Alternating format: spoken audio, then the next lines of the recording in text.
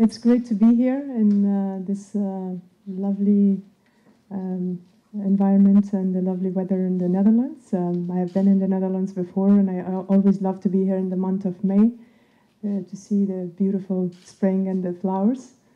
Let me thank the University of Hague for having this event today here, and also Gender Concern International and the Dutch Parliament Labour Party for making this event possible and for inviting us to come here and speak on this very important issue.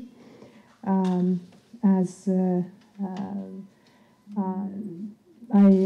my introduction was mentioned that I am working with the Ministry of Foreign Affairs as the Director of the Office of Human Rights and Women's International Affairs, although I'm in a leave of absence at the time being, but I've worked in that position for the past 6 years, and also I'm a member of the CEDAW, the Convention on the Elimination of Discrimination Against Women, member of that committee for the first time from Afghanistan. A seat has been given to an Afghan woman. So my responsibilities, in addition to working with the government of Afghanistan on the issues of women and human rights, but also as a member of an international committee to look after the progress of governments or to have a role in the monitoring of the progress of the governments in the women areas, has given me a more, basically more responsibility and commitment to look into the issues of women, not only in Afghanistan, but also in the region and all over the world. But Afghanistan is a country of my birth and a place that I have deep passion and also experience. The pictures or some of the footage that we saw earlier, Taliban police beating women and young girls reminded me of some of my own experience in 1998 and 96, being in Afghanistan while the Taliban were ruling. And actually it reminded me of a time that I had to run away from Taliban police because I was on the street alone, and part of my wrist was showing because I was not covered properly according to the Taliban's rules and laws. So it is very difficult. Believe me, it's not what you hear and what you see is one thing, but when you are in that position, it's very painful.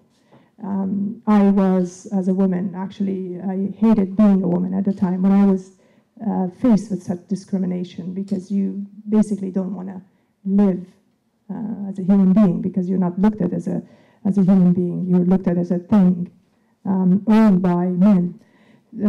So the issue of Talibanization and women in general, I think, not just in the case of Afghanistan and Pakistan, but in general, that is a serious issue to look into, and for all of us, for all over the world. It is something that it can happen to any of us. It can happen to any country. I don't think Taliban, just the Taliban that exists now in Afghanistan and Pakistan, are the only Taliban. We, in different parts of the world, have men with that kind of mentality of control. What was said before with the other speakers, one of the other speakers today in the meeting, we had a very productive meeting today earlier at the Parliament of the Dutch, which is, we need to pay attention, is we can't just say that such issues only happen in the Middle East and this part of the world that Taliban exists.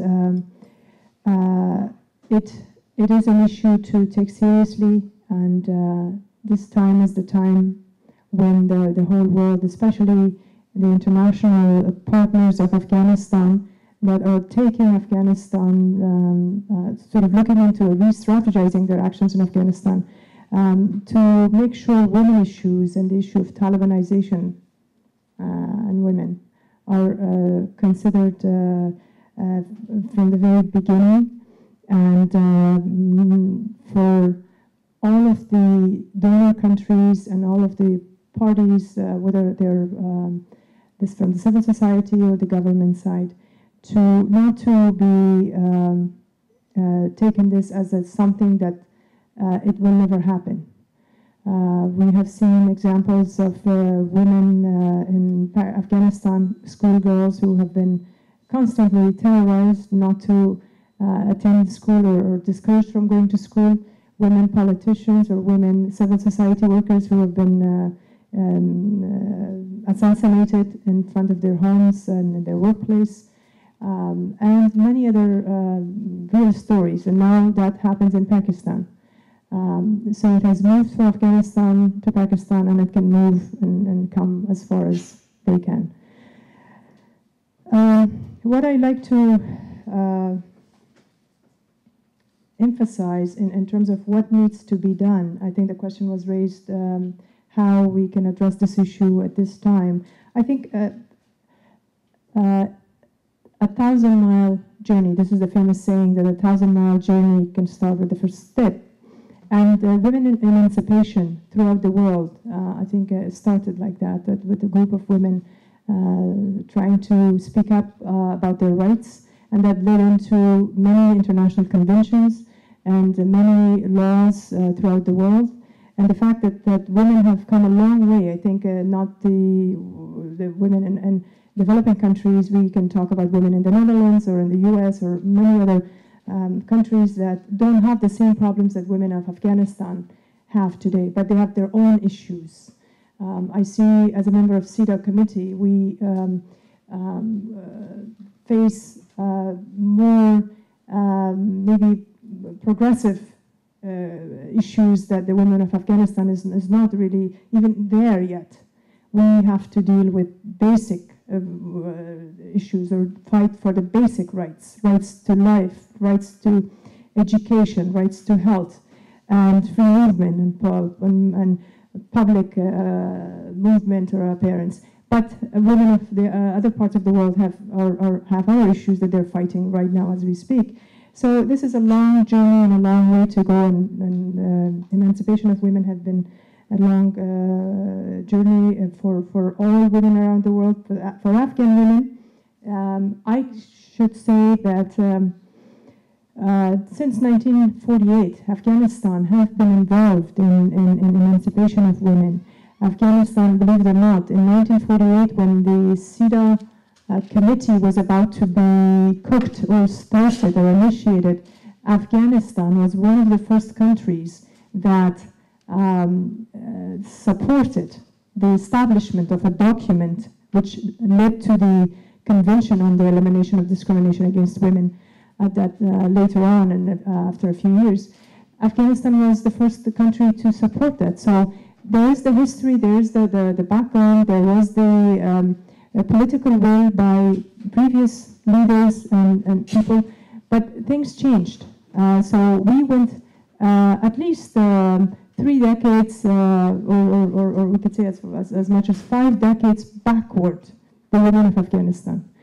And then in 2003, after the fall of the Taliban and the establishment of the government and the elections and the parliaments and then the new parliament in Afghanistan, all of that gave women the right that they used to have, sort of women regained their right. So I just wanted to make this clear that women of Afghanistan had their basic rights, at least to a level that they were allowed to vote at that time, although voting never for the first time happened in 2004, but with the presidential elections and also with the parliament, but the right was given to our constitution had given women the right, and women emancipation started back decades ago when I wasn't even born, and women were much freer during the time that my mother was a young woman and I wasn't even born, and unfortunately we went the other way, so we went backward. So we have to fight now and struggle to get where we were before, and then to come all the way where the rest of the women of the rest of the world are. So all of the regaining of the rights of women would have not happened without the support of the international partners friends and the international community.